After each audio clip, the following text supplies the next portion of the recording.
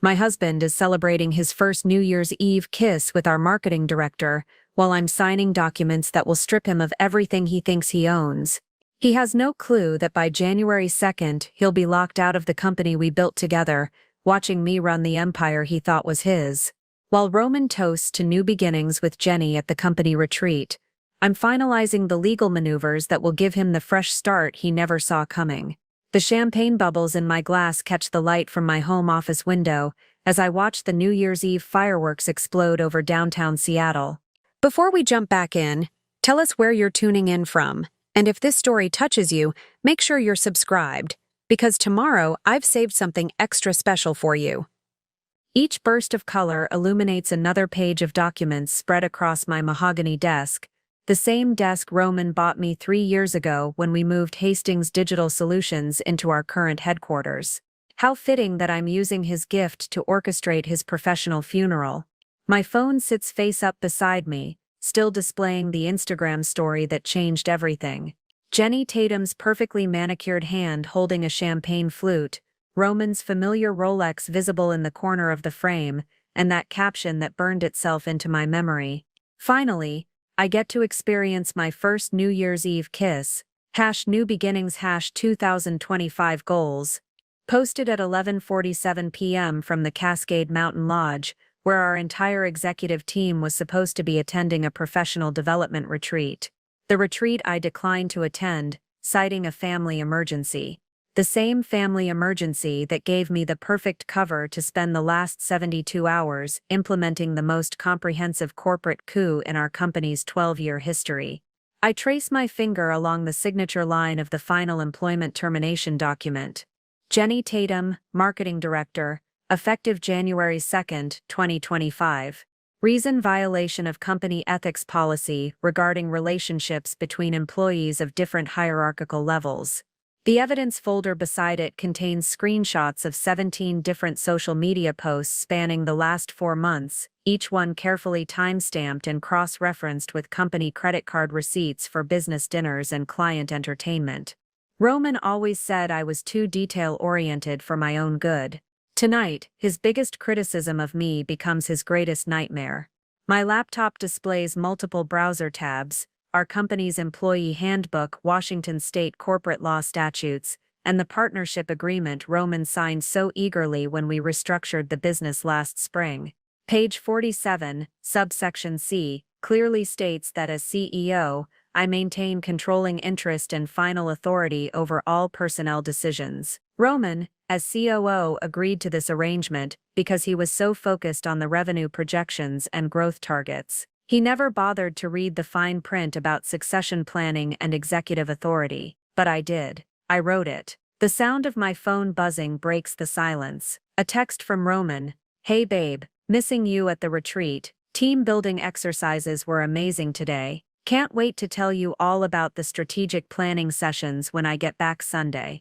Love you, strategic planning sessions. I screenshot the message and add it to the evidence folder labeled Documented Deception, December 2024. It joins 43 other messages from the past month, each one a masterpiece of creative fiction about board meetings that never happened, client dinners with companies that don't exist, and late-night strategy sessions that were actually romantic getaways charged to our corporate expense account. The beauty of being married to your business partner is that you have access to everything. Every credit card statement, every expense report, every hotel booking made in the name of business development. Roman thought his corporate American Express gave him freedom. Instead, it gave me a paper trail that would make forensic accountants weep with joy. Another firework explodes outside, casting red light across the termination letter I'm reviewing. This one's for Marcus Chen, our head of sales, who's been helping Roman cover his tracks by creating fake client meetings and fictional project deadlines. Marcus, who I trusted with our biggest accounts. Marcus, who I promoted just 6 months ago based on Roman's enthusiastic recommendation. Funny how recommendation patterns become clear when you're looking for them. Every person Roman has pushed for promotion in the last year has one thing in common. They're all conveniently loyal to him personally rather than to our company's mission. He's been building his own little empire within our empire, probably planning to launch his own competing firm with Jenny and his hand-picked team. The only problem with his plan, he built it inside a company where I hold ultimate authority. My wine glass sits empty beside a stack of new hire paperwork. While Roman was playing house with Jenny at overpriced mountain resorts, I was quietly interviewing their replacements. Sarah Mitchell, our new marketing director, starts Monday morning. She comes with 15 years of experience at Microsoft and a fierce reputation for ethical leadership. David Kim, our new head of sales, brings a client roster from Amazon that will double our revenue within 6 months. Sometimes the best revenge is upgrading. The grandfather clock in our hallway chimes midnight. 2025 has officially begun. Somewhere in the mountains, Roman is probably kissing Jenny as confetti falls around them, thinking he's finally found his happiness. In a few hours, they'll wake up hungover and content, maybe planning how to tell me about their unexpected connection and irreconcilable differences that require dissolving our marriage and business partnership. They have no idea that while they were celebrating their new beginning, I was meticulously planning their ending. I pick up my Mont Blanc pen, another gift from Roman, engraved with "To my brilliant partner in everything," and sign the first document. My signature flows smoothly across the page, each letter perfectly formed. Years of signing corporate contracts have given me a steady hand, even when my heart is breaking. But my heart stopped breaking around document number 12. Now it's just strategic thinking and cold calculation, the same skills that built Hastings Digital Solutions from a 2-person startup in our garage to a $50 million company with offices in 3 cities. The same skills Roman always took credit for in interviews and board presentations. A notification pops up on my phone. Jenny's Instagram story has been updated. A blurry selfie of her and Roman in matching 2025 inches glasses, her head on his shoulder, both of them grinning with the fake happiness of people who think they're getting away with something. The caption reads, "Best year ever. Already know 2025 is going to change everything." She's absolutely right. 2025 is going to change everything. Just not the way she thinks. I save the screenshot and close my laptop. The documents are signed, the emails are scheduled to send, and the phone calls are queued for Monday morning. By the time Roman drives down from his romantic mountain retreat, he'll return to a company that no longer has a place for him. Justice, it turns out, tastes better than champagne. The morning sun streams through the floor-to-ceiling windows of my home office, illuminating the framed Harvard MBA diploma that Roman always jokes makes me too smart for my own good. What he never understood is that being underestimated is the most powerful weapon a woman can wield in business. While he charmed clients with his natural charisma and backslapping sales techniques, I was the one analyzing market trends, structuring deals, and building the technological infrastructure that made those sales possible. Roman loves to tell the story of how we met at a Seattle tech networking event 12 years ago. His version always positions him as the visionary entrepreneur who swept me off my feet with his ambitious dreams. The version he doesn't tell is how I was the one with the seed funding from my trust fund, the Stanford computer science degree, and the revolutionary algorithm that became the foundation of our entire business model. But I let him tell his version. I smiled graciously when business magazines profiled him as the boy genius of digital marketing. I stood beside him at awards ceremonies where he accepted recognition for innovations I coded in our spare bedroom. I played the role of supportive wife and co-founder so perfectly that even I sometimes forgot who really built this empire. Until last night, when Jenny's Instagram story reminded me exactly who I am. My phone buzzes with a text from my assistant Claire. "Morning, Emily. The Monday morning agenda is set. The executive team meetings start at 9 a.m. sharp. Should I prepare the conference room for the usual number of attendees?" I type back, "Actually, Claire, we'll need a different setup. I'll be conducting individual meetings instead of our group session. Please schedule Roman for 9 a.m., Jenny for 9:30, and Marcus for 10 a.m.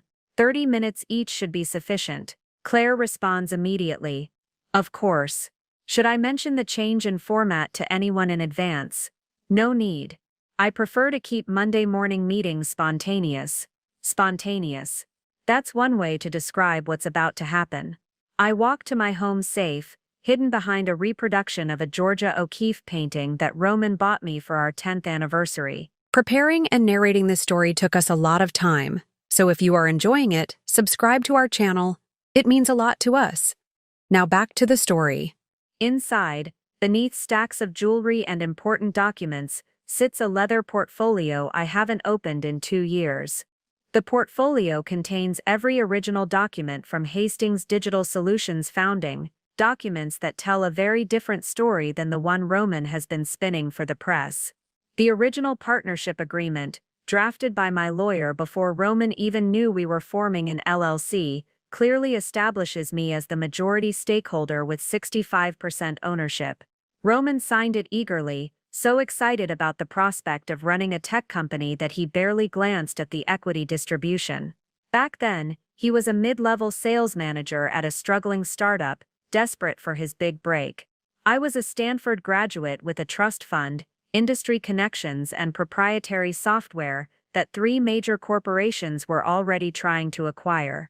I chose him because I believed in his passion and his sales ability. He was supposed to be my partner, not my replacement. The incorporation documents show my initial capital investment, $2.3 million from my family trust, used to purchase our first office space, hire our initial development team and fund 18 months of operations before we saw our first dollar of revenue. Roman's contribution was his sales experience and what he called sweat equity, a fancy term for working long hours while I paid all the bills. But the most interesting document in the portfolio is the technology transfer agreement. The algorithm that powers our entire platform, the machine learning system that revolutionized how companies track and optimize their digital marketing spend, was developed by me during my master's thesis at Stanford.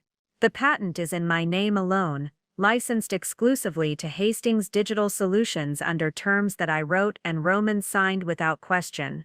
He never asked about the technical details, he was too busy learning how to pitch the product to investors and clients. While I spent sleepless nights debugging code and optimizing performance metrics, Roman practiced his presentations and worked on his vision statements for the company. The irony is that his natural charisma made him the perfect front man for a technology he never understood. Clients loved his enthusiasm and his ability to translate complex concepts into simple business advantages. Board members appreciated his strategic thinking and growth projections. Everyone assumed that his polished presentations reflected deep technical knowledge. I was happy to let them assume.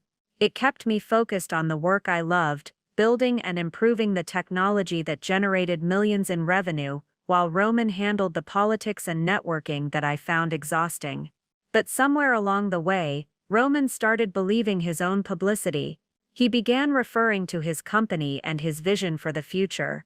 In interviews, I became his brilliant technical co-founder instead of the other way around. Our origin story transformed from Stanford engineer builds revolutionary algorithm to charismatic entrepreneur assembles world-class team. The final document in the portfolio is a contract amendment from last spring, when we restructured the company to accommodate our rapid growth. Roman wanted to bring in outside investors and needed my signature to proceed. I agreed, but only after ensuring that the new structure maintained my controlling interest and added specific clauses about executive decision-making authority. Roman was so focused on the valuation and the potential for expansion that he signed everything I put in front of him. The amendment gives me unilateral authority to make personnel decisions, restructure departments, and modify operational procedures without board approval, as long as I maintain majority ownership, which I do, which I always have. Which Roman apparently forgot. I close the portfolio and return it to the safe. These documents won't be necessary for Monday's meetings. The current corporate structure and employee handbook provide all the authority I need. But keeping the historical record reminds me of an important truth. I didn't steal this company from Roman. I built it around him, and what I built, I can rebuild without him. My phone rings, Roman's name appears on the screen, accompanied by a photo from our last vacation to Tuscany.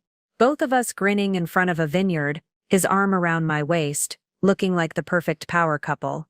Good morning, beautiful, he says when I answer. I miss waking up next to you. Good morning, honey. How was the retreat? Did you and the team accomplish everything you hoped? Oh, you know how these things go. Lots of strategic discussions and team bonding, nothing too exciting. But I think everyone's energized for the new year. I'm sure they are. The evidence folder on my laptop contains 247 files, each one meticulously labeled and cross-referenced with dates, times, and financial records. I've become a forensic accountant of my own marriage, tracking the breadcrumbs of Roman's deception with the same precision I once used to debug code. It started innocently enough, or so I thought. Last August, Roman mentioned hiring a new marketing director to help with our expanding client base. Jenny Tatum came with impressive credentials from a boutique agency in Portland, glowing recommendations, and what Roman described as exactly the fresh perspective we need to take our brand to the next level. I should have paid attention to how his eyes lit up when he talked about her innovative campaign ideas. The first red flag appeared in September. Our corporate credit card statement showed a $340 dinner at Canlis, one of Seattle's most expensive restaurants, categorized as client entertainment. When I asked Roman about it, he mentioned a potential new client from Vancouver who was considering a major contract. The story was plausible enough. We'd been trying to expand into the Canadian market for months. But when I cross-referenced the date with Jenny's Instagram posts, I found a photo of truffle pasta and champagne taken at Canlis that same evening. The caption read, "Celebrating small victories with the best team ever, #work family #blessed. No mention of any Canadian client. No other team members tagged in the photo. I started paying closer attention. October brought a pattern of emergency strategy sessions that always seemed to coincide with Jenny's social media updates from upscale locations around the city. The Fairmont Olympic Hotel Bar, the rooftop at Thompson, Seattle, private dining rooms at establishments that cost more per meal than most people spend on groceries in a week. Each expense was carefully categorized: team building, strategic planning, client development. Roman had become creative with his expense reporting, and someone had taught him to avoid obvious patterns, but he couldn't control Jenny's social media addiction. I created a spreadsheet tracking every corporate expense over $200, then cross-referenced each one with timestamps from Jenny's Instagram, Facebook, and LinkedIn posts. The correlation was stunning. 93% of Roman's unexplained business expenses corresponded exactly with Jenny's social media activity. But the real breakthrough came in November, when I discovered that Roman had been using our company's premium Slack account to communicate with Jenny outside normal business hours. As CEO with administrative access to all company communications, I could review message logs for compliance purposes. What I found was a masterclass in workplace emotional affair escalation. It started with extended discussions about marketing strategy and brand positioning. Professional enough on the surface, but with an undertone of personal connection that made my stomach twist. By mid-November, their conversations had shifted to sharing personal stories, discussing relationship dissatisfaction, and making plans for working dinners that never appeared on either of their official calendars. The December messages were harder to read. Roman complaining about feeling disconnected from me, suggesting that some people just grow apart, and that life is too short to stay in situations that don't fulfill you. Jenny responding with heart emojis and messages about following your authentic truth and not settling for mediocrity in any area of life. I printed every conversation, 847 pages of corporate infidelity, meticulously documented and stored in a secure folder that would make any employment lawyer salivate. But the most damning evidence wasn't digital. It was financial. In early December, I noticed an unusual pattern in our company's consultant payments. A new vendor had appeared in our accounting system, Cascade Creative Solutions, billing us $15,000 monthly for strategic brand consulting and market research. The invoices were professionally formatted and detailed enough to pass casual scrutiny. The problem? Cascade Creative Solutions was registered as a sole proprietorship in Jenny's name, established 3 weeks after she joined our company. She was literally billing us to consult on work she was already being paid a full-time salary to perform. Roman had signed off on every payment, categorizing them as essential business expenses for our Q4 growth initiative. When I dug deeper, I discovered that Cascade Creative's business address was Jenny's apartment complex, and their innovative market research was suspiciously similar to work our internal marketing team had already completed months earlier. I hired a private investigator to verify my suspicions. Within 2 weeks, Patricia Lawson delivered a comprehensive report that confirmed everything I'd suspected and revealed details I hadn't even considered. Roman and Jenny's relationship had become physical in late October, following a supposed client dinner in Vancouver that turned into an overnight trip to a luxury spa resort. The same trip that our expense reports categorized as international business development and cost the company $3,200 in travel and accommodation expenses. Patricia's surveillance photos showed them holding hands on Stanley Park's seawall, sharing intimate dinners at restaurants that definitely weren't hosting business meetings, and entering Jenny's apartment together on multiple occasions when Roman had told me he was working late at the office.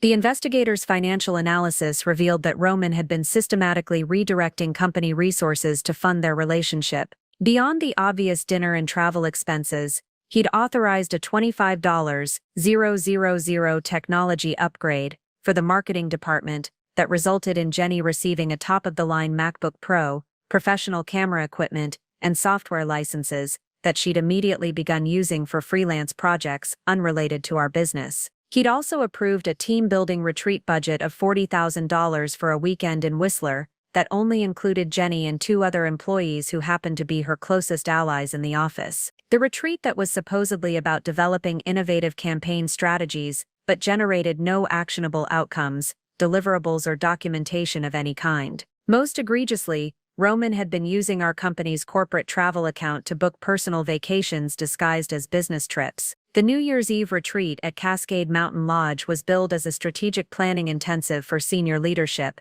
but the guest list included only Roman, Jenny, and Marcus Chen, conveniently excluding me and our CFO, the 2 people most likely to ask detailed questions about outcomes and ROI. Every receipt, every expense report, every fraudulent invoice was documented and filed. I had enough evidence to not only terminate their employment for cause, but to pursue criminal charges for embezzlement and fraud. But termination felt insufficient. They hadn't just stolen money, they'd stolen my trust, my marriage, and my company's integrity. They deserved a more comprehensive education about consequences. The deeper I dug into Roman and Jenny's operation, the more I realized this wasn't just an affair funded by creative expense reporting. This was a systematic corporate heist disguised as romance, with my husband and his mistress positioning themselves to steal not just money, but the entire foundation of our business. The breakthrough came when I accessed Roman's company laptop while he was supposedly attending a board development conference in Portland last week.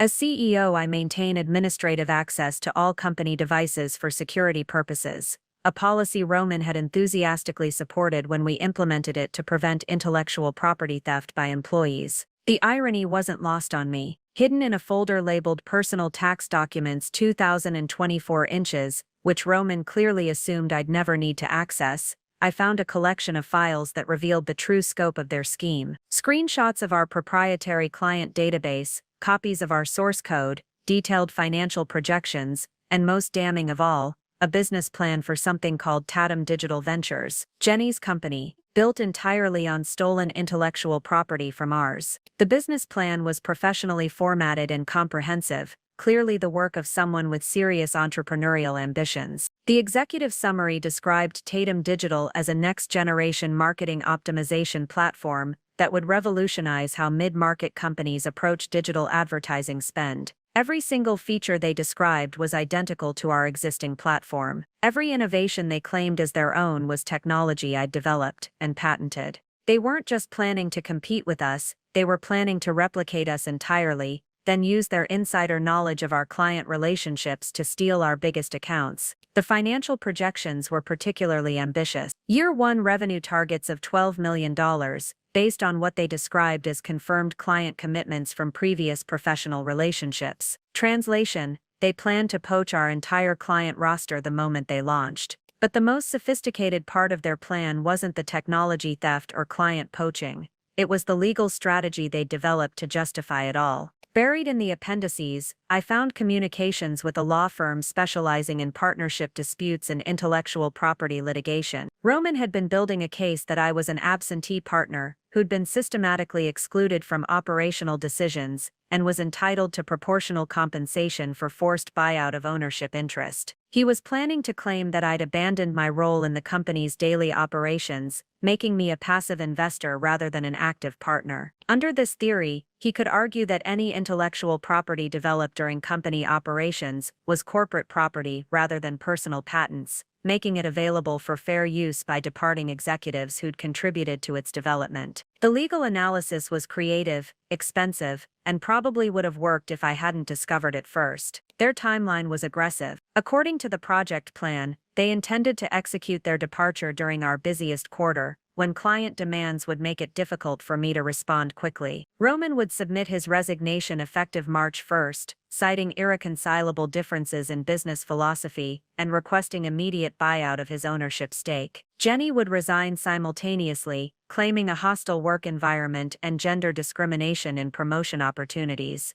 despite being promoted twice in her 4 months with the company. She'd already retained an employment attorney who specialized in wrongful termination cases, creating the foundation for nuisance litigation designed to distract me while they launched their competing business. Marcus Chen's role in the scheme was more subtle but equally damaging. As head of sales, he'd been systematically documenting what he described as my interference in client relationships and micromanagement of revenue-generating activities. He was building a case that my leadership style was damaging client retention and limiting growth potential.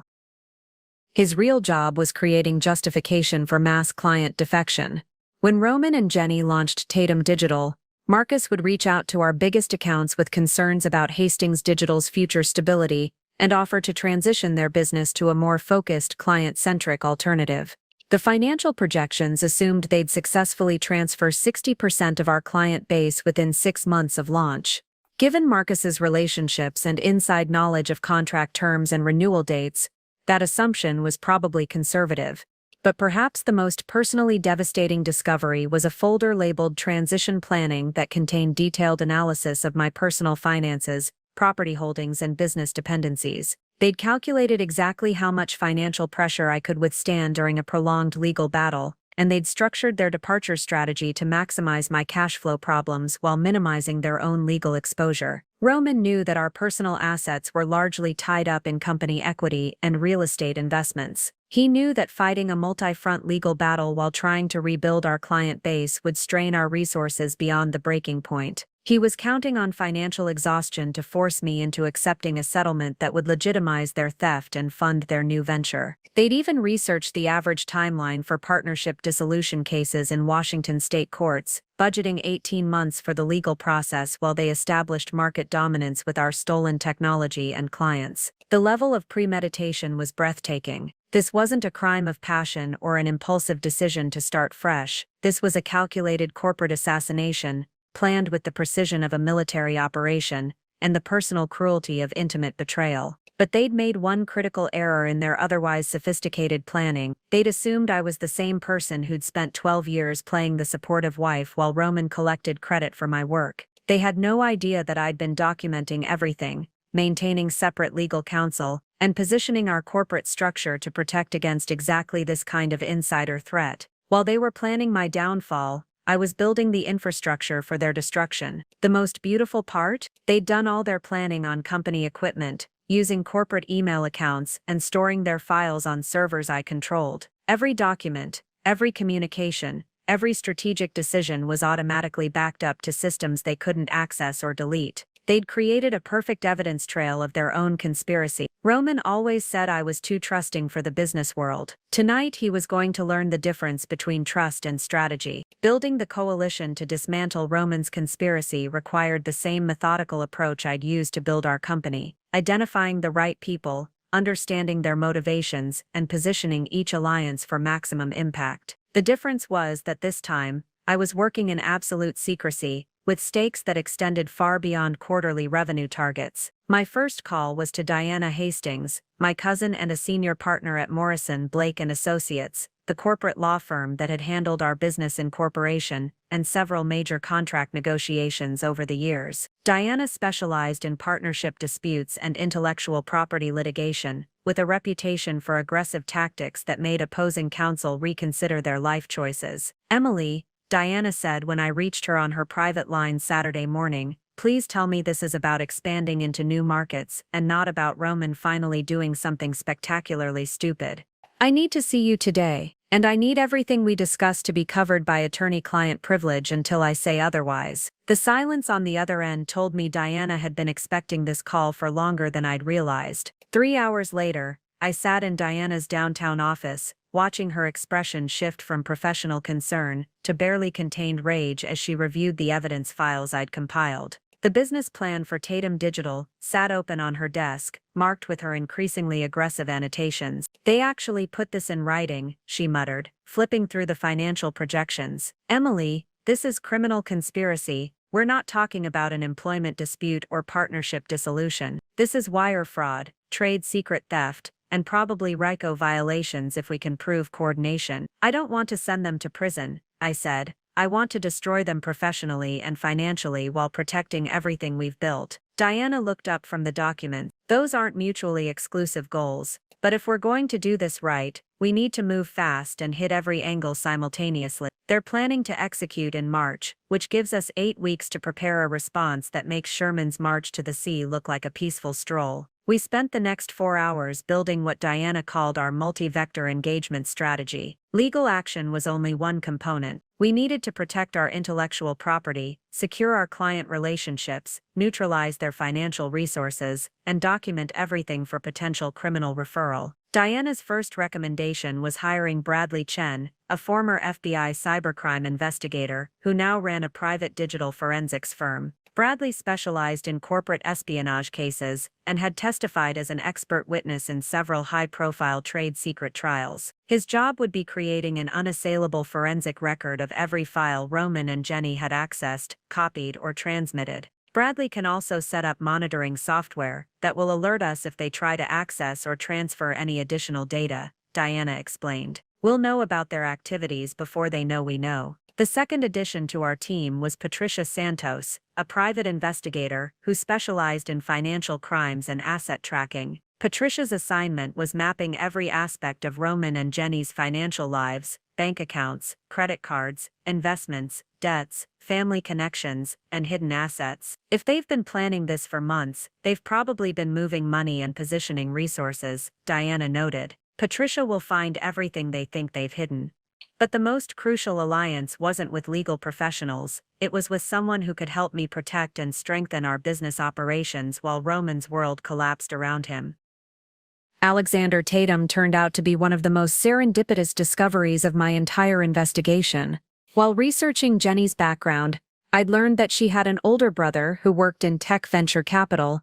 What I hadn't initially realized was that Alexander Tatum was a managing partner at Redwood Ventures, one of the most prestigious early-stage investment firms on the West Coast.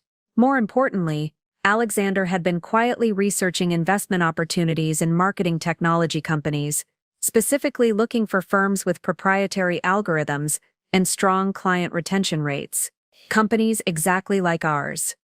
My call to Alexander was direct. "Mr. Tatum, I believe your sister is attempting to steal intellectual property from my company to launch a competing business.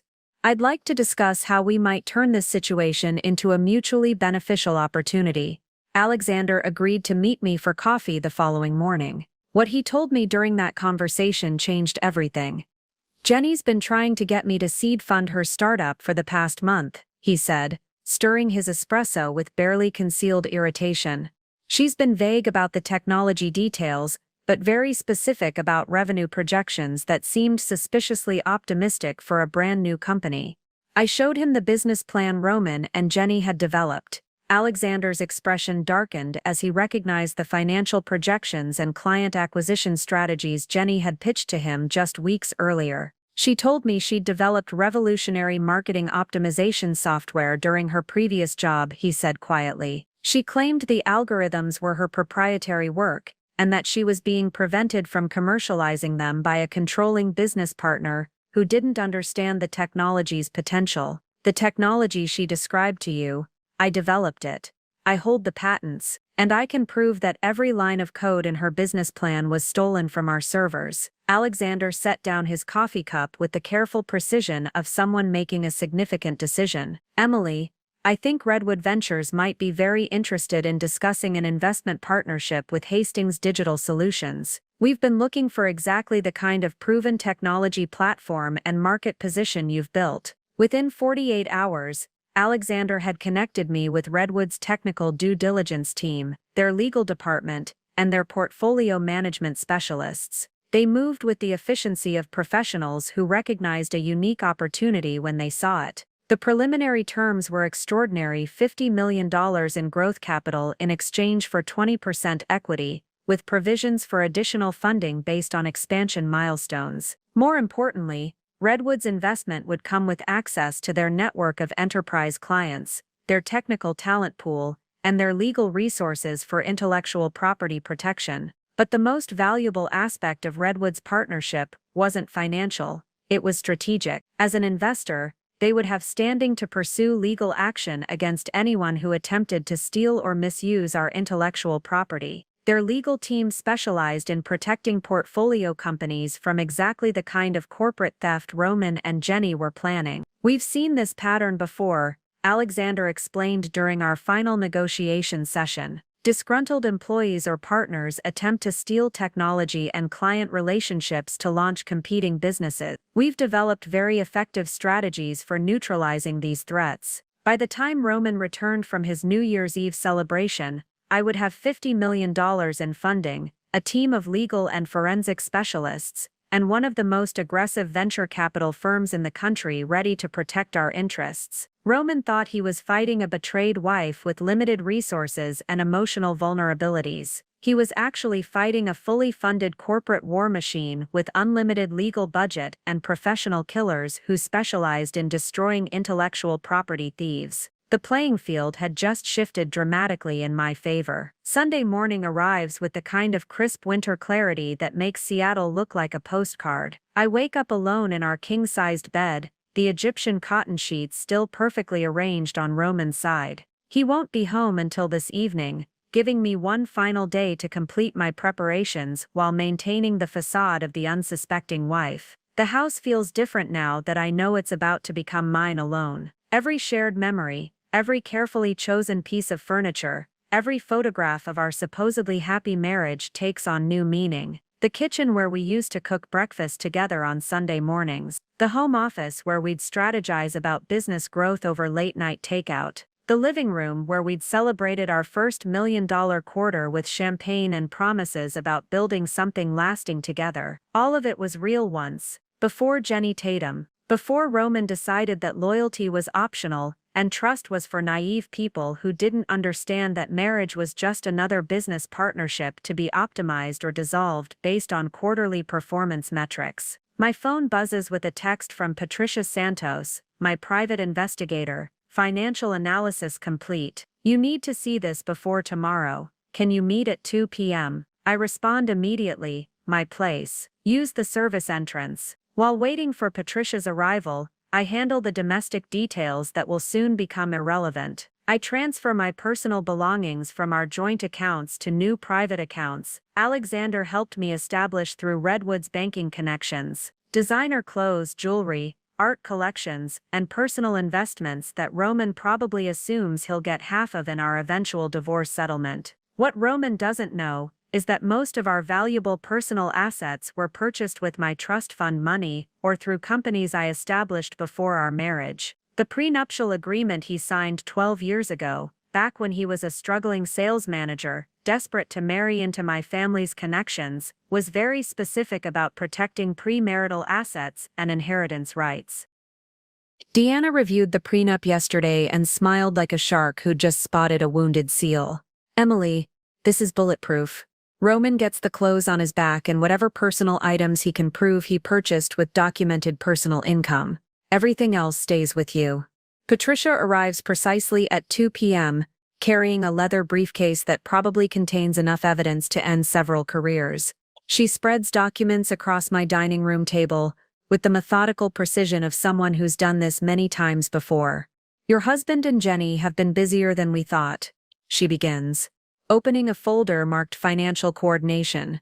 They've been moving money for months, but they're amateurs at hiding it.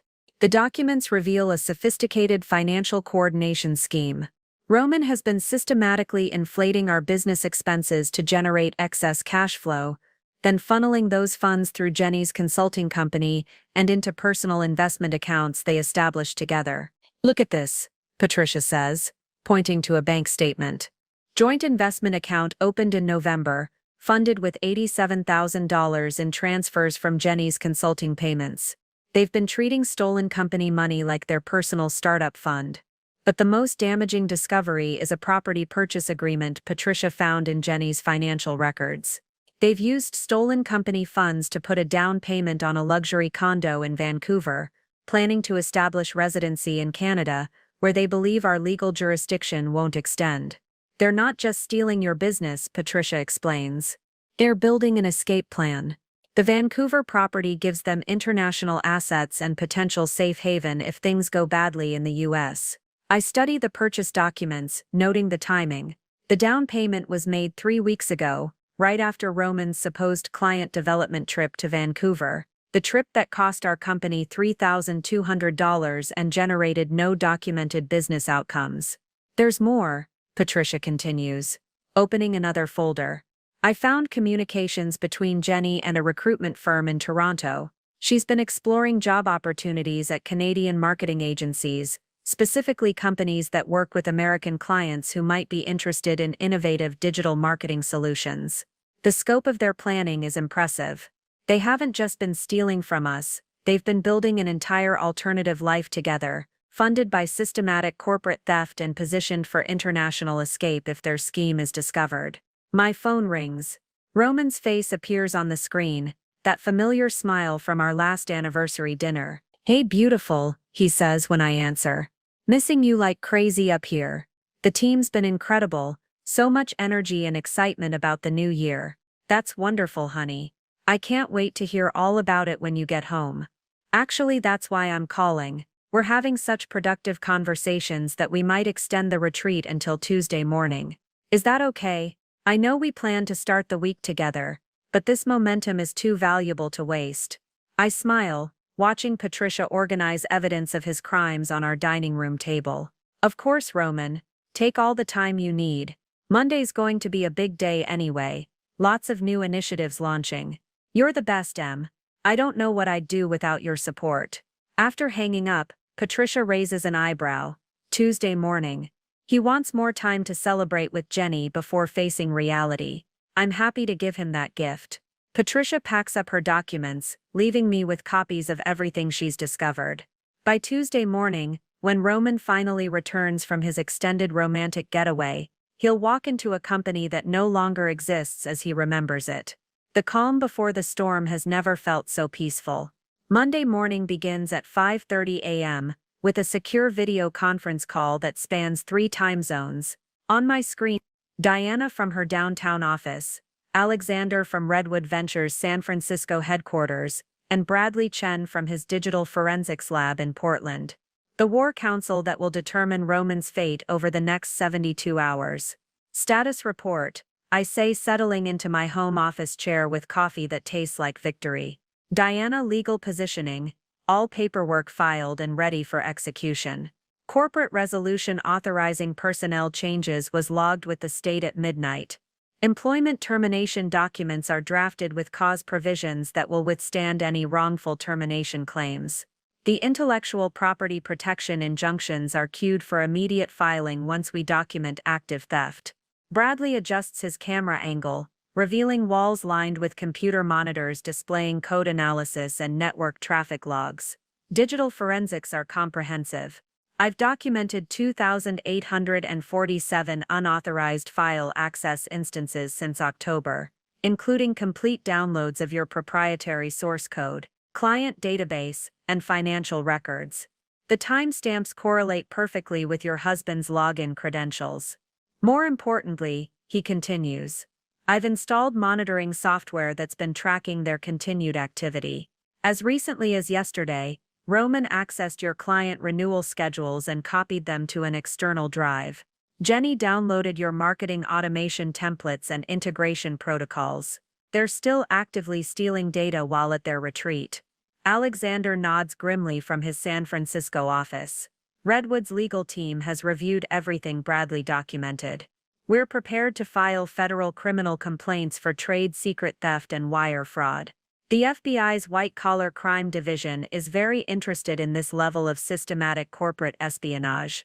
But the most crucial alliance isn't on this video call. It's sitting in my living room nervously sipping coffee while reviewing a stack of documents that will reshape our entire industry. Marcus Chen's replacement arrived at my house an hour ago. David Kim, former Amazon Director of Enterprise Sales, brings not just his impressive client portfolio, but something even more valuable, detailed knowledge of every dirty trick Roman and Marcus had planned to use against our existing clients. David, are you ready for the client retention strategy we discussed?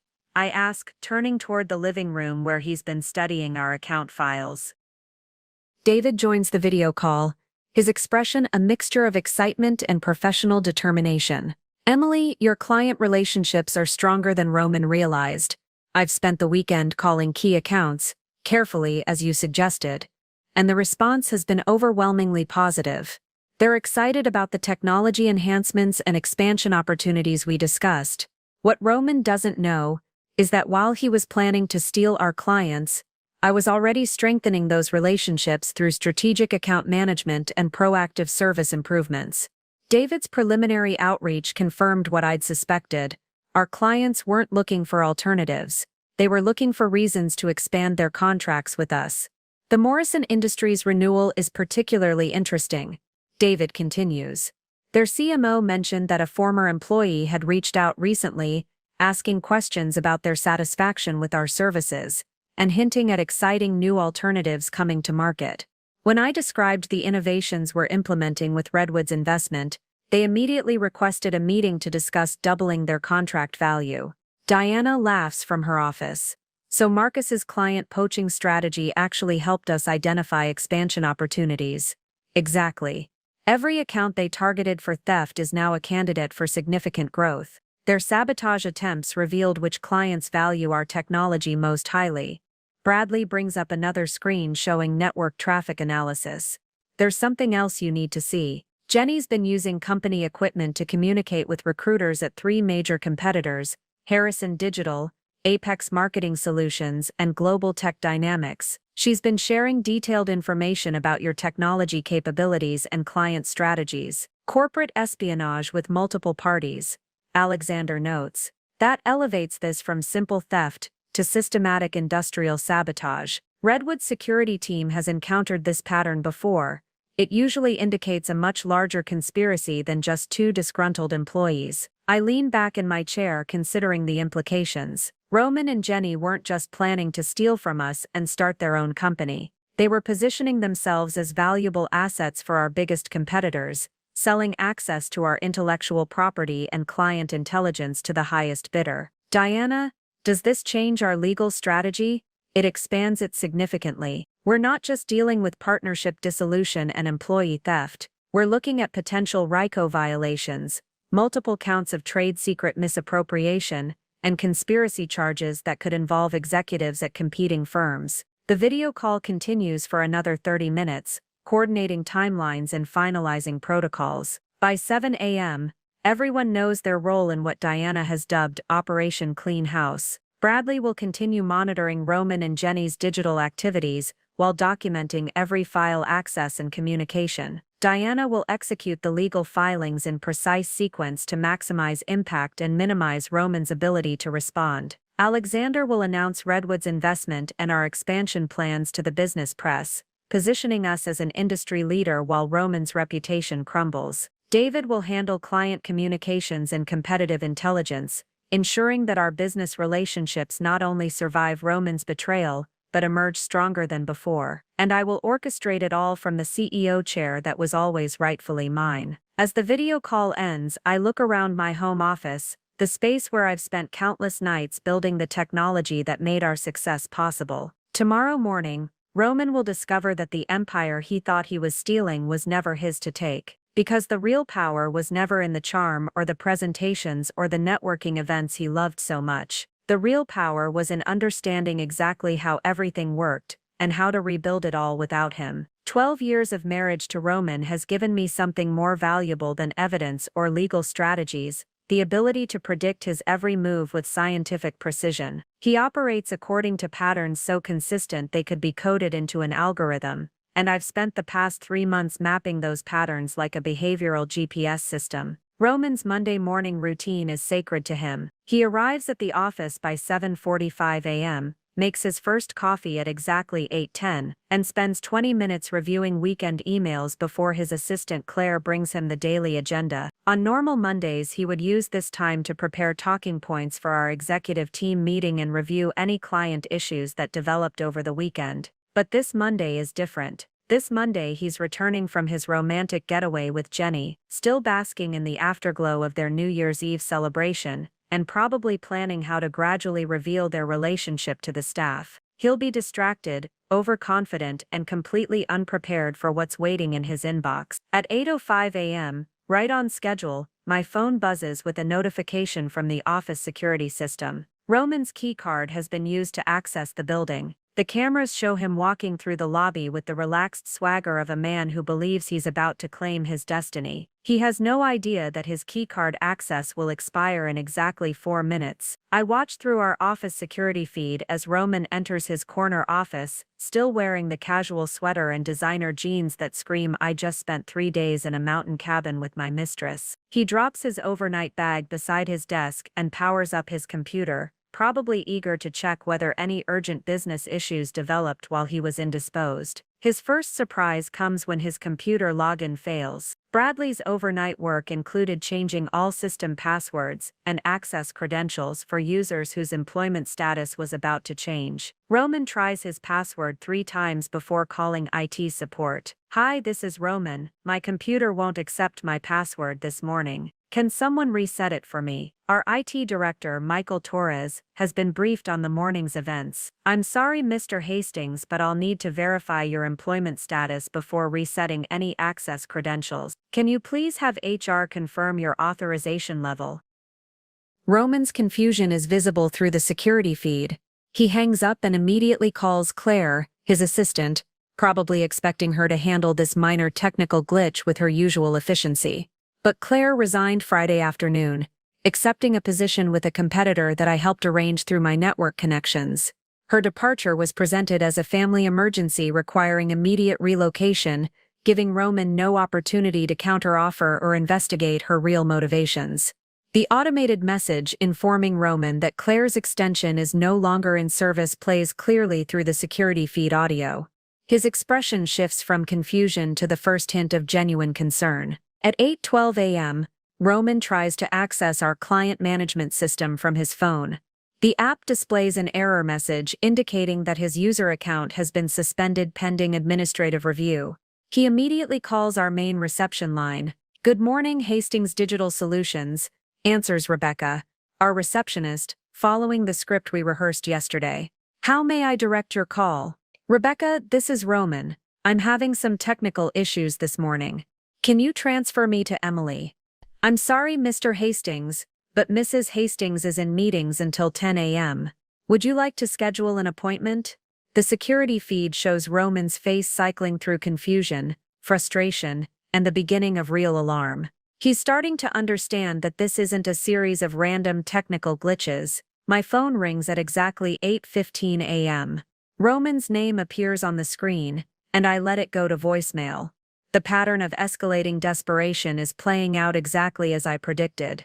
He tries calling again immediately. This time I answer on the 4th ring.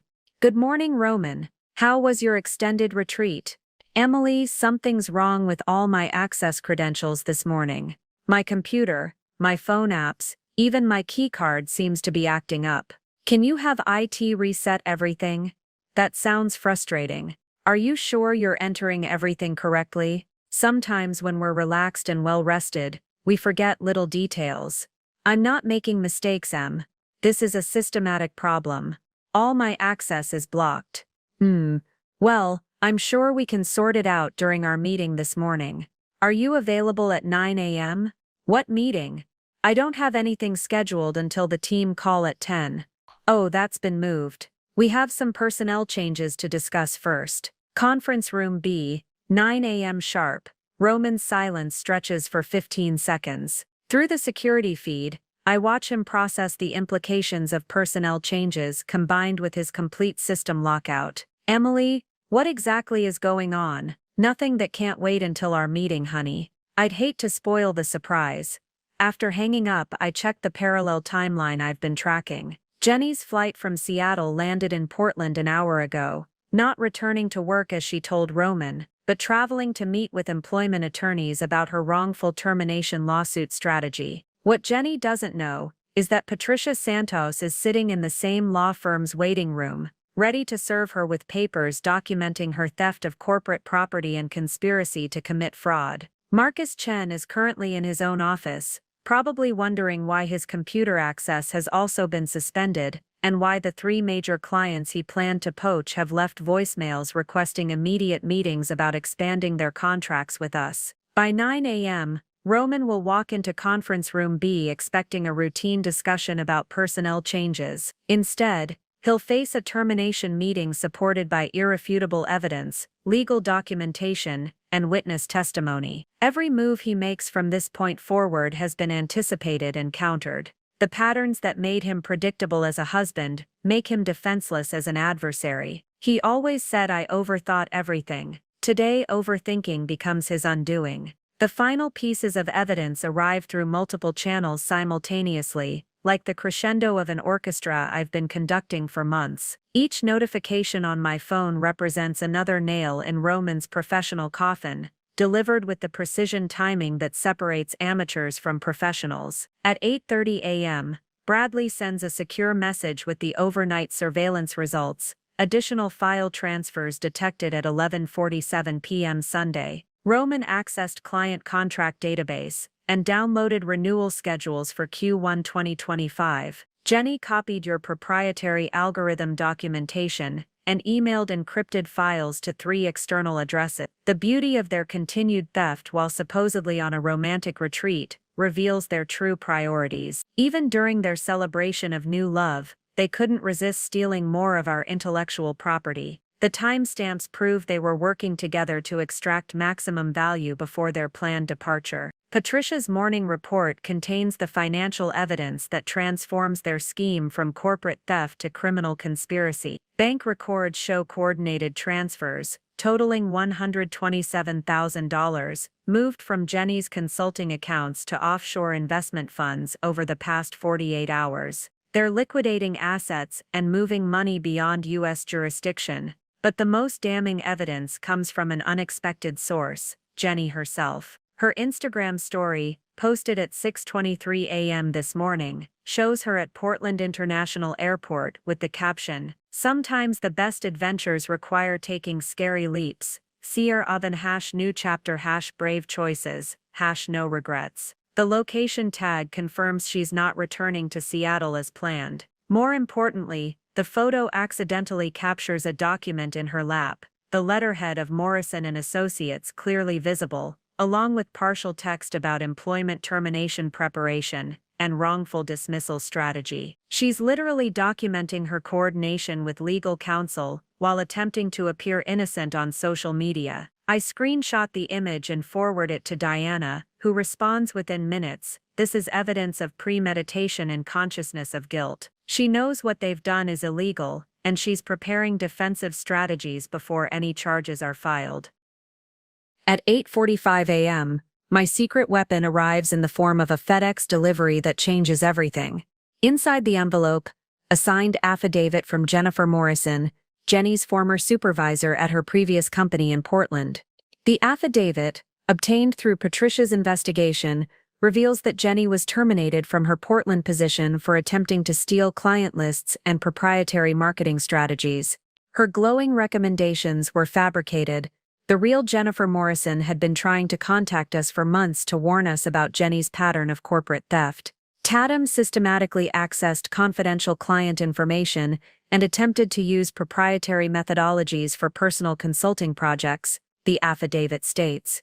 Her termination was negotiated to avoid criminal prosecution, contingent on her agreement not to engage in similar activities with future employers. Roman's due diligence process had been so superficial that he never verified Jenny's references beyond the fake contacts she provided. His eagerness to hire an attractive marketing director had blinded him to red flags that would have been obvious to any competent executive. But the most satisfying piece of final evidence comes from Marcus Chen himself. At 8:52 a.m., Marcus sends an email to Roman that our monitoring software immediately forwards to my secure account. Roman, we need to talk before the meeting this morning. Emily's been asking weird questions about client satisfaction and contract renewals. I think she might know something about our plans. Should we accelerate the timeline? The email perfectly documents their conspiracy while proving that Marcus has been actively working against our company's interests. More importantly, it shows their growing panic as they realize their careful plans might be unraveling.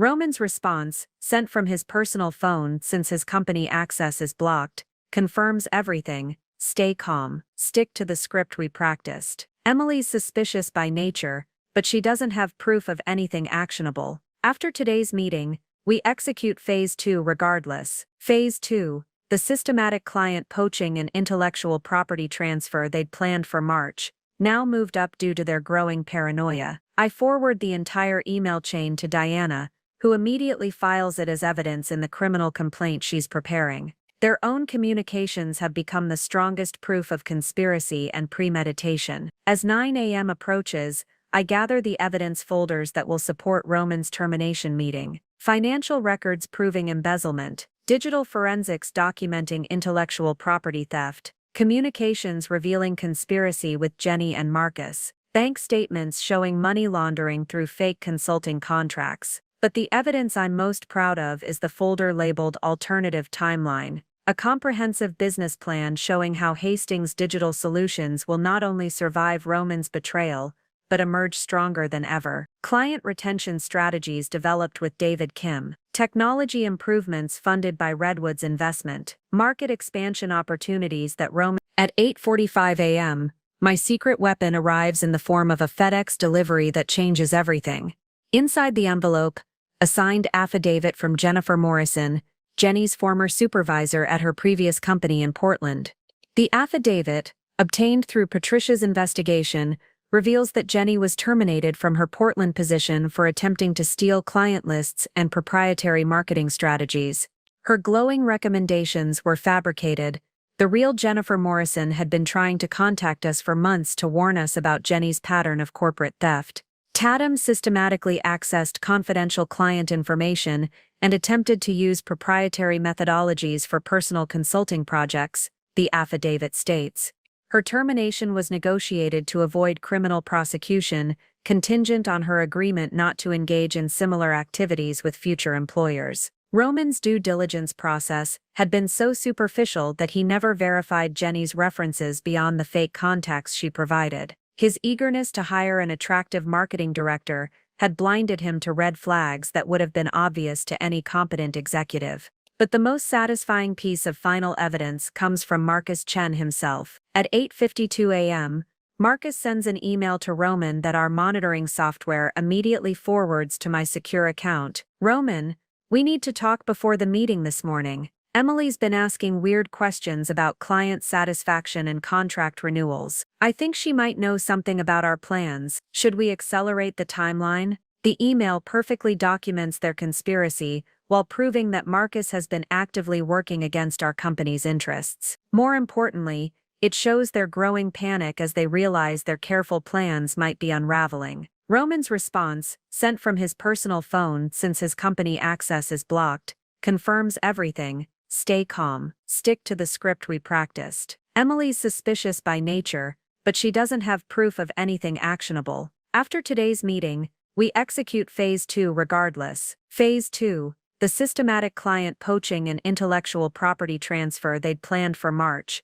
now moved up due to their growing paranoia. I forward the entire email chain to Diana, who immediately files it as evidence in the criminal complaint she's preparing. Their own communications have become the strongest proof of conspiracy and premeditation. As 9 a.m. approaches, I gather the evidence folders that will support Roman's termination meeting. Financial records proving embezzlement, digital forensics documenting intellectual property theft, communications revealing conspiracy with Jenny and Marcus, bank statements showing money laundering through fake consulting contracts. But the evidence I'm most proud of is the folder labeled Alternative Timeline, a comprehensive business plan showing how Hastings Digital Solutions will not only survive Roman's betrayal, but emerge stronger than ever. Client retention strategies developed with David Kim. Technology improvements funded by Redwood's investment. Market expansion opportunities that Roman's departure will actually accelerate. Revenue projections that exceed our current performance by 40% within 18 months. Roman thought he was stealing our future. Instead, he was clearing the path for our evolution. At 8:58 a.m., I watch through the security feed as Roman straightens his tie and walks toward conference room B, still believing he can charm his way through whatever personnel changes. At 8:59 a.m., I receive confirmations from 3 different sources that the morning's orchestration is proceeding flawlessly. Diana. All federal filings submitted. FBI White Collar Crime Division has assigned case numbers. Patricia. Jenny served with subpoenas 30 seconds ago. Her attorney's facial expression was priceless. David. Marcus just called asking why Morrison Industries wants to triple their contract. He sounds confused. The most elegant aspect of this morning's positioning is how each action reinforces the others. Roman's system lockout forces him to make panicked phone calls that Bradley's monitoring software records. Jenny's legal troubles in Portland prevent her from providing remote support or coordination. Marcus's client retention failures undermine his value as a co-conspirator. They planned to execute their corporate heist as a coordinated team. Instead, they're facing professional destruction as isolated individuals with conflicting interests and no communication channels. My final positioning element involves something Roman never considered: employee loyalty. Over the past month, I've conducted private conversations with every team member whose work could be affected by Roman's departure, not revealing the specific situation, but asking hypothetical questions about leadership preferences, company culture priorities, and career development goals. What I discovered surprised even me. Roman's superficial charm had masked growing frustration among our technical staff about his tendency to take credit for their innovations. Our client service team resented his habit of making promises they had to fulfill without consulting them first. Even our accounting department had noticed irregularities in expense reporting,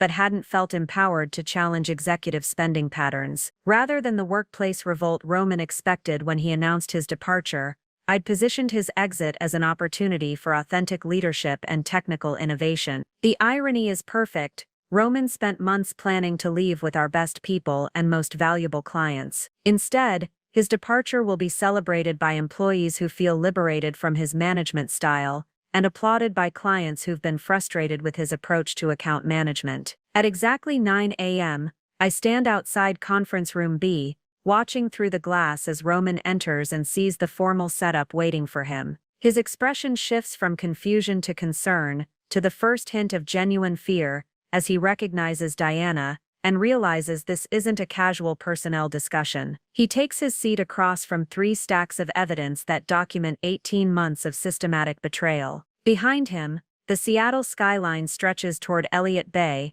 where ferry boats carry commuters to their normal Monday morning routines. For Roman, normal Monday mornings are now a memory. I enter the conference room and close the door, sealing his fate with a soft click that echoes like a gavel falling. Good morning, Roman. Thank you for making time in your schedule. The execution phase begins now. The silence in conference room B stretches for exactly 15 seconds before Roman attempts his first deflection. It's a pattern I've observed countless times during difficult client meetings. When caught off guard, he defaults to casual confidence and attempts to control the narrative through charm. "Well, this looks official," he says with a forced smile, gesturing at the document stacks and video connections. "Did we get acquired overnight and nobody told me?" Diana doesn't return his smile. "Mr. Hastings, Please review the documents in front of you while I explain the purpose of this meeting. Roman's expression flickers between confusion and growing alarm as he opens the first folder labeled Financial Irregularities. The color drains from his face as he sees the expense report analysis showing $87,000 in fraudulent charges over 6 months.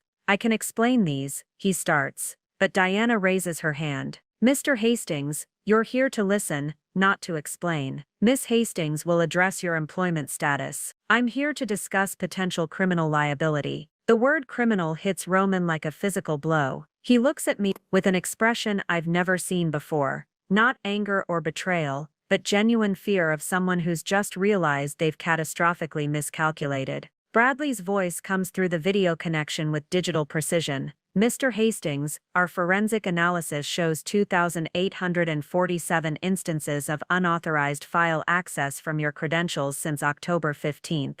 These include complete downloads of proprietary source code, client databases, and confidential financial projections. Roman's hands shake slightly as he turns pages in the evidence folder. Each document is time-stamped and cross-referenced, showing the systematic nature of his theft. His amateur attempts at covering digital tracks are laid bare by professional forensic analysis. The most recent activity occurred at 11:47 p.m. yesterday, Bradley continues, while you were supposedly attending a company retreat. You accessed client renewal schedules and transferred proprietary algorithm documentation to external storage devices.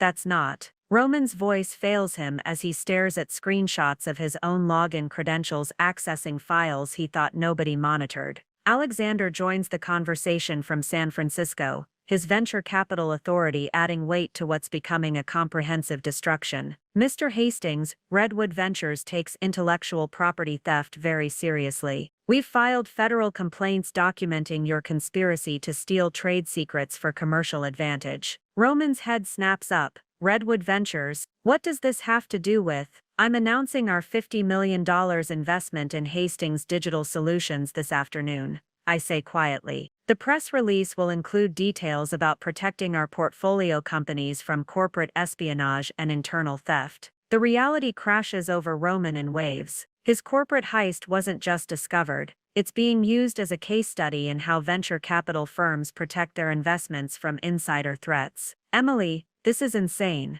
Roman attempts falling back on personal appeals. We can work through whatever's bothering you. Marriage counseling, couples therapy, whatever you need. Diana slides another document across the table.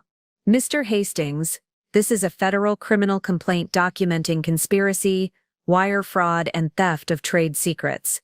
Your personal relationship with Miss Hastings is irrelevant to these charges.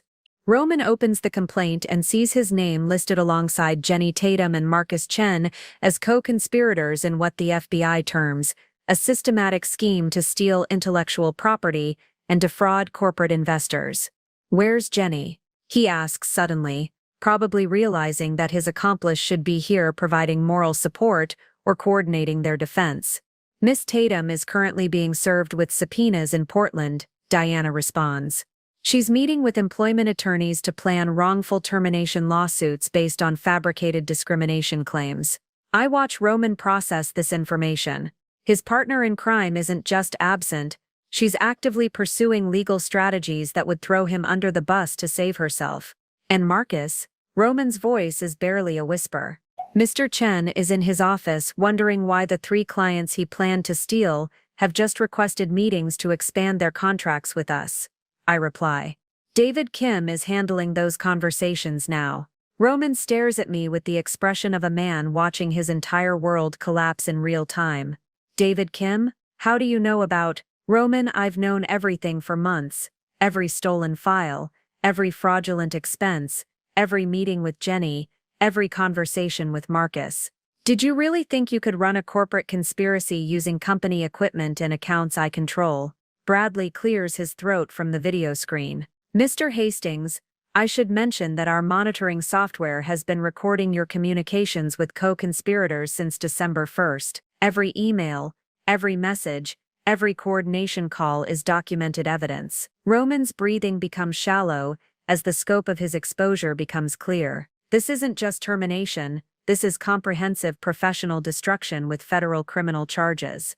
What do you want? He asks, finally, his voice hollow. Diana answers before I can speak. Mr. Hastings, this isn't a negotiation, this is notification of consequences. The execution phase has begun exactly as planned. Roman's comfortable world of stolen credit and fraudulent success is dissolving like sugar in acid, and every reaction he has only provides more evidence of his guilt. His decade of underestimating me is about to become the most expensive mistake of his life. The moment of truth arrives when I lean forward and speak the words Roman never expected to hear from his supposedly naive wife. The business plan for Tatum Digital Ventures was quite impressive. $12 million in projected first-year revenue based on stolen intellectual property and poached clients. Very ambitious for a fake consulting company, run by someone with zero business credentials. Roman's face goes completely white. The document I slide across the table contains every page of their secret business plan,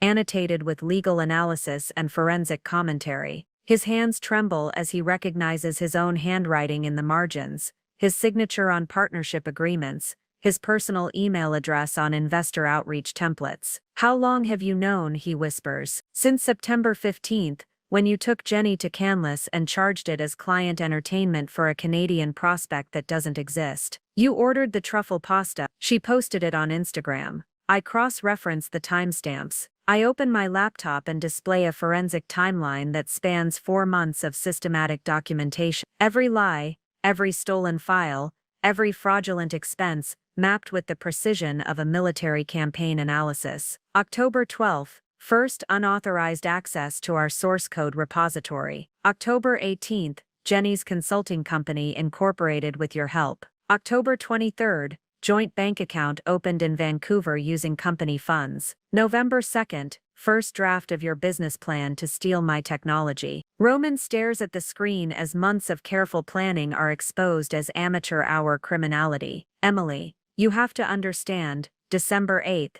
you met with Harrison Digital executives about potential acquisition targets. December 15th, Jenny contacted 3 of our competitors offering insider information. December 22nd, you accessed client renewal schedules to plan your poaching strategy. Bradley's voice cuts through Roman's growing panic. Mr. Hastings, we have video evidence of you photographing confidential documents with your personal phone. We have email records of you forwarding proprietary algorithms to external accounts. We have bank records showing systematic money laundering through fraudulent consulting contracts. And yesterday, I continue, while you were celebrating your New Year's Eve kiss with Jenny, you accessed our servers one final time to steal client data for your launch timeline. Even during your romantic getaway, you couldn't resist stealing from me. Roman slumps in his chair as the weight of comprehensive surveillance becomes clear. You've been watching everything. I've been protecting everything. I correct him. While you were planning to destroy the company we built together, I was ensuring it would survive and thrive without you. Diana places another document on the table. Mr. Hastings, this is your termination agreement. Immediate dismissal for cause forfeiture of all stock options and profit-sharing arrangements, and personal liability for damages resulting from your theft. Roman reads the termination terms with growing horror. You can't just take everything. I have ownership rights, partnership agreements. You have exactly what the original incorporation documents specify. I interrupt, pulling out the leather portfolio from my safe. 35% ownership contingent on maintaining fiduciary responsibility and ethical conduct. Both conditions you've systematically violated. Alexander joins the conversation from San Francisco. Mr. Hastings, Redwood's legal team has reviewed your partnership agreements. The ethics clauses and fiduciary responsibility requirements are ironclad. Your ownership stake is forfeit the moment you engaged in corporate theft. But we built this together. Roman's composure finally cracks completely. 12 years of my life, my work, my relationships with clients. Built on my technology. With my initial funding, using my family's business connections, I respond calmly. Technology you've now stolen to compete against me. Funding you've embezzled for personal use. Connections you've betrayed for short-term advantage. Bradley displays network traffic logs on his screen. Mr. Hastings, In the past 72 hours alone, you've transferred 847 proprietary files to external storage. The estimated value of stolen intellectual property exceeds $2.3 million. Roman looks around the room desperately, searching for sympathy or escape routes that don't exist. Jenny said, "You'd never figure it out." She said you were too focused on the technical side to notice the business implications. Jenny was wrong about many things, I reply, including her assumption that being the CEO meant I didn't understand every aspect of our business operations. Diana leans forward with predatory focus. "Mr. Hastings, Miss Tatum is currently providing the FBI with detailed testimony about your conspiracy in exchange for reduced charges. She's throwing you under the bus to save herself." The betrayal by his co-conspirator hits Roman harder than any of the criminal charges. His face crumples as he realizes that the woman he sacrificed everything for is actively working to destroy him. "This isn't over," he says weakly, grasping for leverage he doesn't possess. "Actually, it is," I reply, standing up from the table. "Your access to company property ends immediately. Security will escort you to collect personal items under supervision. Your corporate accounts are frozen pending restitution calculations." Roman looks at me with an expression mixing hatred, disbelief, and grudging respect. "You planned all of this. I protected all of this." I correct him one final time. "The difference is that I was trying to save what we built, while you were trying to steal it."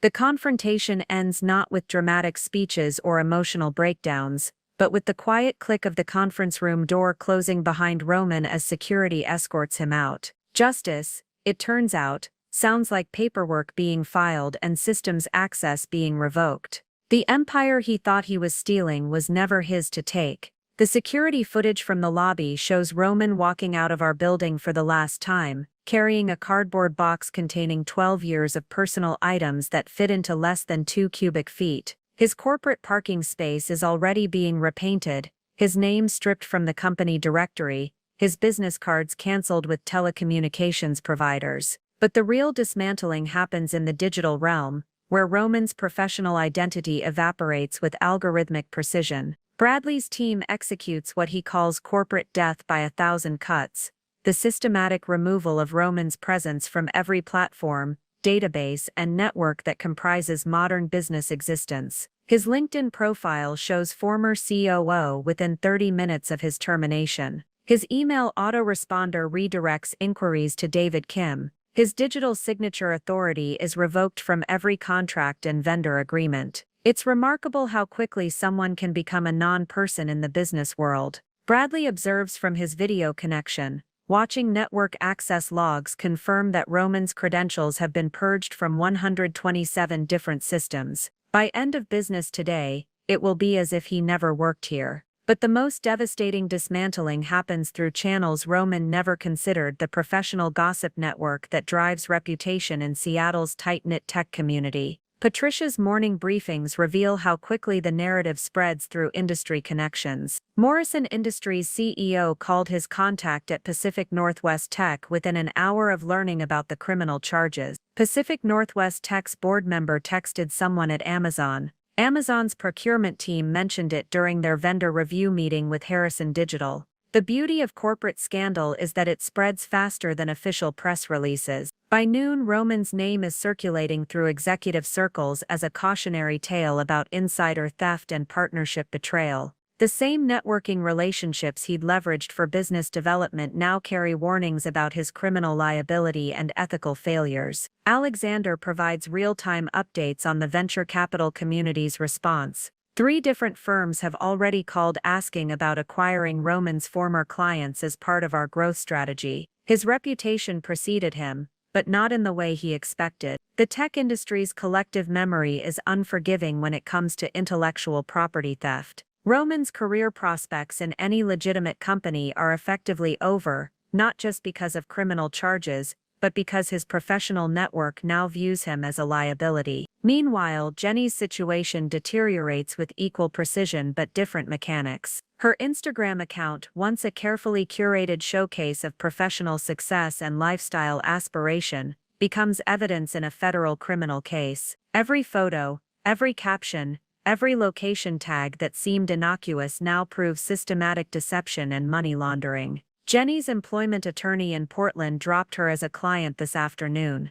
Diana reports with barely concealed satisfaction. Apparently, defending wrongful termination becomes complicated when your client is simultaneously being indicted for corporate espionage. The Portland law firm's decision triggers a cascade of professional abandonment. Jenny's planned wrongful termination lawsuit collapses when her own legal team discovers the evidence of systematic theft. Her backup plan of seeking employment with competitors evaporates when Patricia's investigation reveals her pattern of corporate betrayal to previous employers. But Marcus Chen's destruction follows a different pattern entirely. The slow-motion professional death of someone who built his entire career on relationships that no longer want to know him. Marcus tried calling Morrison Industries this afternoon. David reports during our 2 p.m. status meeting. Their CEO's assistant told him that Mr. Morrison was unavailable indefinitely for any communications with Marcus Chen or his associates. That's corporate speak for "you're dead to us." Marcus's client relationships, cultivated over years of careful account management and personal networking, dissolve overnight when those same clients learn about his conspiracy to steal their business data for competing firms. Trust, once broken in the corporate world, doesn't heal. It metastasizes into industry-wide reputation damage. The forensic accounting audit Diana ordered reveals that Marcus's participation in the conspiracy extended beyond simple client poaching. He'd been systematically inflating his sales performance metrics by reclassifying existing client renewals as new business acquisition, padding his commission structure while misrepresenting our growth trajectory to potential investors. Marcus embezzled an additional $43,000 through fraudulent commission calculations, Diana explains, reviewing the audit results. He wasn't just helping Roman steal from the company, he was stealing independently for personal gain. By 4 p.m., the systematic dismantling reaches its logical conclusion.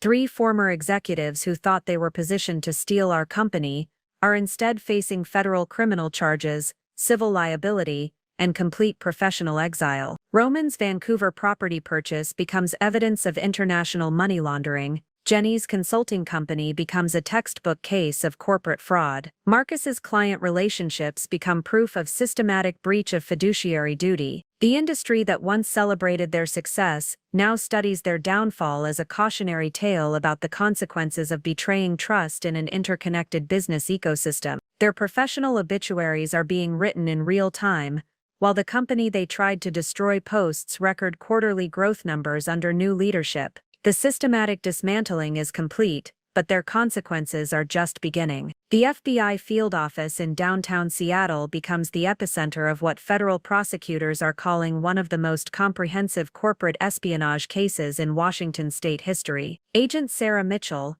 who specializes in white-collar crime, coordinates with Diana's legal team to build prosecutions that will resonate throughout the tech industry. The evidence quality is exceptional, Agent Mitchell explains during our Wednesday morning briefing. Most corporate theft cases rely on circumstantial evidence and financial irregularities. You've provided us with real-time documentation of the conspiracy in action, complete digital forensics, and recorded admissions of guilt. Roman's arrest on Tuesday evening generated exactly the kind of media coverage that transforms local business disputes into industry-wide cautionary tales. The Seattle Times headline reads, "Tech executive arrested in $2.3 million intellectual property theft scheme." The accompanying article details how Roman used his position as COO to systematically steal technology and client data for personal enrichment. But the social reckoning proves even more devastating than the legal consequences. Roman's country club membership is suspended pending resolution of criminal charges. His yacht club revokes his board position after learning about the embezzlement charges. The University of Washington Alumni Association removes him from their Business Leadership Advisory Committee. It's remarkable how quickly social institutions distance themselves from scandal, Diana observes, reviewing the growing list of organizations cutting ties with Roman. Reputation damage in executive circles is often more career-limiting than criminal penalties. Jenny's social media presence, once carefully curated to project professional success and lifestyle achievement, becomes a digital crime scene analyzed by federal investigators. Her Instagram posts about expensive dinners and luxury travel now serve as evidence of money laundering and fraudulent lifestyle funded by corporate theft. The Portland business community's response is particularly swift. Jenny's former employer releases a statement clarifying that her departure was involuntary and related to ethical violations and misappropriation of corporate resources. Her references, already fabricated, now carry the additional burden of criminal association. Marcus faces perhaps the cruelest social consequences: abandonment by the very clients he'd planned to steal. Morrison Industries issues a public statement about severing all professional relationships with individuals involved in corporate espionage activities. Pacific Northwest Tech CEO mentions the case during an industry conference panel about protecting your business from insider threats. But the most comprehensive reckoning happens within the tech industry's executive network, where reputation travels faster than legal filings. Alexander provides intelligence from the venture capital community. Roman's name has become synonymous with partnership betrayal in VC circles. 3 different firms have already used his case as an example during due diligence presentations about management team risk assessment. The industry publication TechCrunch runs a feature story titled "The Cost of Betrayal: How Internal Theft Nearly Destroyed a Seattle Success Story." The article quotes me extensively about building corporate culture that prioritizes ethical leadership and intellectual property protection. The most dangerous threats to growing companies often come from within, I tell the reporter. Trust is the foundation of any partnership, and when that trust is systematically betrayed, the consequences extend far beyond financial damages. By Thursday afternoon, Roman, Jenny, and Marcus have become case studies in how quickly professional reputations can be destroyed when ethical boundaries are crossed. Their legal troubles are just beginning, but their social and professional rehabilitation may never recover. The tech industry has a long memory for betrayal, and their names are now permanently associated with corporate theft and partnership fraud. Justice in the business world isn't just about legal penalties, it's about ensuring that ethical violations carry consequences that extend throughout entire professional networks. 3 months later, I stand in the same corner office that once belonged to Roman, but the space has been completely transformed. Floor-to-ceiling windows now showcase a Seattle skyline that looks different when viewed from the position of undisputed leadership. The mahogany desk where Roman once planned his betrayal now holds architectural plans for our second office building and partnership agreements with Fortune 500 companies that never would have trusted us under his leadership. The morning Seattle Business Journal sits open to a feature story with my photograph above the headline, "Emily Hastings: How She Built a $100 Million Empire from Corporate Betrayal."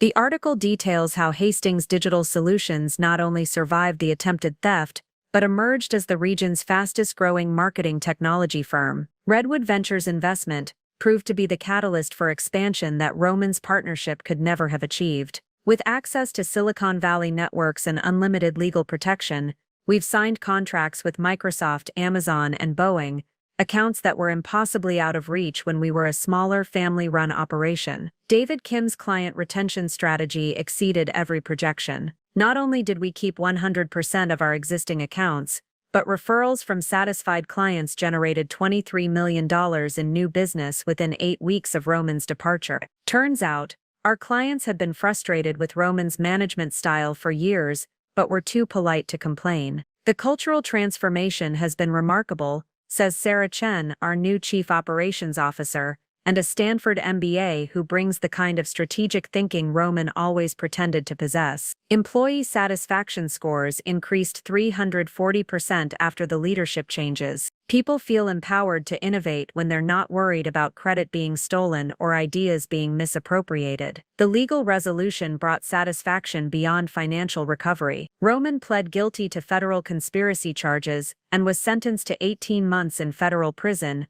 followed by 3 years of supervised probation. The restitution order requires him to pay $1.2 million in damages, money he doesn't have, and will likely be paying for the rest of his working life. Jenny's cooperation with federal investigators earned her a lighter sentence, 6 months in minimum security prison and 5 years of probation. But her testimony against Roman and Marcus was so comprehensive that she'll never work in marketing or consulting again. Her professional reputation is permanently destroyed, and her civil liability extends to personal bankruptcy. Marcus received the harshest sentence: 2 years in federal prison and permanent disbarment from working with any publicly traded companies. His client poaching scheme violated federal securities regulations, and his testimony revealed additional fraud at his previous employers. But perhaps the most satisfying transformation is personal rather than professional. The woman who used to defer to Roman's opinions and support his ambitions from the shadows now leads board meetings with venture capital executives,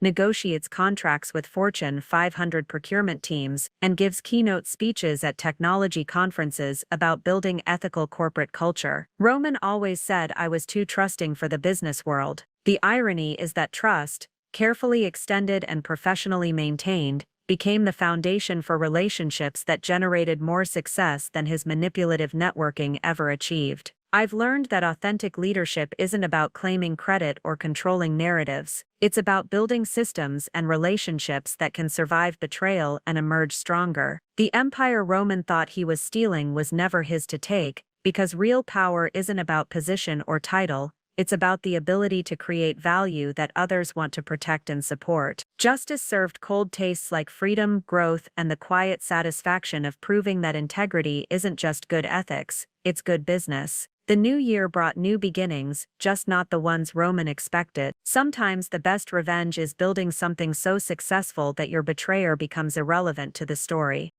Up next, you've got 2 more standout stories right on your screen. If this one hit the mark, you won't want to pass these up. Just click and check them out. And don't forget to subscribe and turn on the notification bell so you don't miss any upload from us.